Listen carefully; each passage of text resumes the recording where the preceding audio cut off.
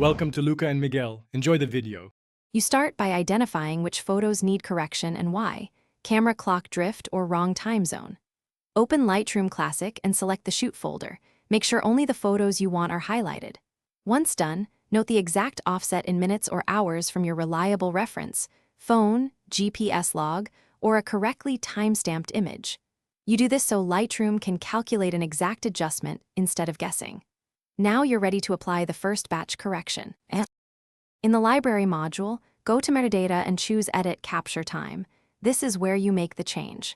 You can either shift by a fixed amount or set a specific corrected date and time. Shift is easiest for consistent clock drift.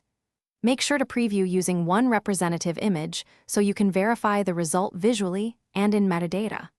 Once satisfied, apply the adjustment to all selected photos. You do this because bulk edits keep relative order intact while fixing timestamps across the set.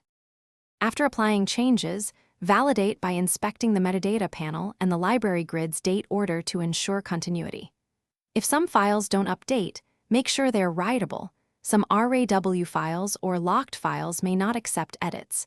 Use an external EXIF editor or re-import corrected copies, then choose Metadata, Save Metadata to File. If timestamps still look shifted, check for time zone mismatches and rerun the shift with the correct offset, or use your GPS log to align capture times precisely. That fixes most issues quickly. Thanks for watching and please subscribe. It's the best investment you'll ever make.